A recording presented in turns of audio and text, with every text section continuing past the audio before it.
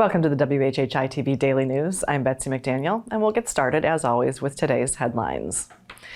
It's safe to say that the subject on the forefront of most folks' minds today is the weather, as Hurricane Ian begins to batter Florida as potentially the largest, most intense storm since Charley. What does that mean for us? The latest from the National Hurricane Center forecast shows that once Ian is finished there, he will be headed our way, potentially passing right over us as a tropical storm. The projected path of the storm has shifted a bit east and could go back out into the Atlantic before it turns our way. But as of now, that's not expected to allow the storm to re-energize. The best news being that it does have to cross a good portion of the Florida Peninsula to get here. That should weaken the storm from its current nearly Category 5 status with 140-mile-an-hour winds to that of a tropical storm with wind gusts between 40 and 50 miles an hour. The Lowcountry coast is under a tropical storm warning through Friday, with between 6 and 8 inches of rain and a storm surge of 2 to 4 feet. High tides Thursday and Friday are between 10 a.m. and noon. As of the time of this taping, the governor has not yet ordered any evacuations. Jasper County schools will be closed Thursday and Friday.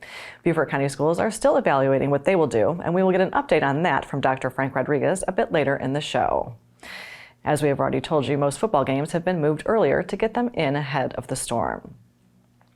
Now would be a good time to ensure all storm drains and ditches near your home are clear of debris, secure your outdoor furniture and decor items, ensure you have a full tank of gas, some extra water, cash, and a supply of all necessary medications. And be sure to follow the Beaufort County Sheriff's Office Emergency Management Division for the latest updates. Tornadoes are another possible side effect of Ian, which of course give us less warning than a hurricane. So again, be plugged into the reliable sources for any watches or warnings. And if a tornado warning is issued, please take cover immediately, preferably in an interior room with no windows. The media sources on your screen will have more on these and other stories, and we would love for you to like us on Facebook and follow us on Instagram at WHHI-TV. And if you have an idea for a news story, we'd love to hear it, so drop us a line at news@WHHITV.com. And now here's Justin Jarrett with Last Night in the Loco.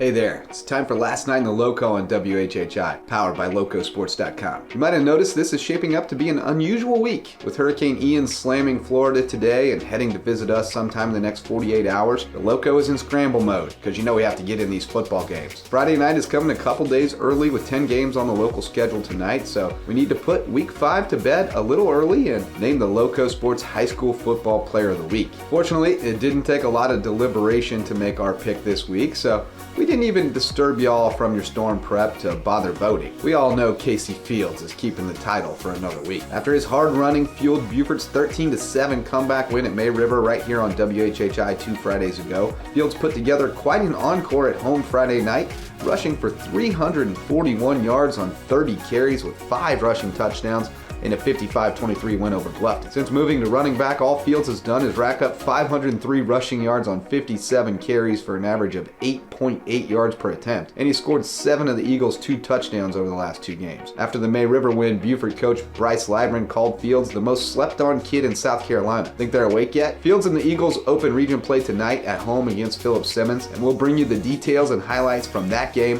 and all the rest around the Loco at 11:15 p.m. tonight on Loco Pigskin Live. For Loco Sports and WHHI, I'm Justin Jarrett. Until kickoff, go Loco. Thanks, Justin. And now we're going to hand it over to Maria with the latest in the weather and some tips on how to stay safe in the storm. Thanks, Betsy. All right, so taking a look at the storm, at this point, Hurricane Ian is a high Category 4, if not a Category 5 hurricane. It will have reached Florida by the end of the day. And how the storm is going to affect us here in the Lowcountry is the counties are, at this point, under a tropical storm warning. Looking at Thursday, we're going to start to see rain and wind pick up in the afternoon. It's going to increase throughout the afternoon and into the evening. Wind's probably going to get up to 24 miles per hour. Temperature-wise, the highs are going to be in the upper 60s, lows in the 60s. Looking at the rest of the week, Friday's going to be impact day for us. We're going to see, again, a lot of rain, probably 6 to 8 inches. Wind's going to get up to 39 miles per hour. Temperature-wise, the highs are going to be in the 60s, lows in the 60s. Saturday, we're going to see rain and thunderstorms in the morning, which should hopefully clear up by the afternoon. We're going to see wind probably up to 15 miles per hour. Highs in the 70s, lows in the 60s. And come Sunday, it's going to be mostly sunny, and we are going to still have some wind, but probably only up to 9 miles per hour, with highs in the 70s and lows in the 60s. To keep up to date on all this, you can sign up for the Beaufort Sheriff's Department email and text message service. We also have Facebook pages on Bluffton and Beaufort. You can keep track on that to see what's going on in your area. Be prepared if you need to get supplies or come up with a plan for your household. Please do that. If you have anything outside that needs to be strapped down or bring inside, make sure you do that. Other than that, everyone stay safe, and that's it for today. Let's head back to the desk. And we'll be back in just a moment with the latest out of the school district. Don't go away.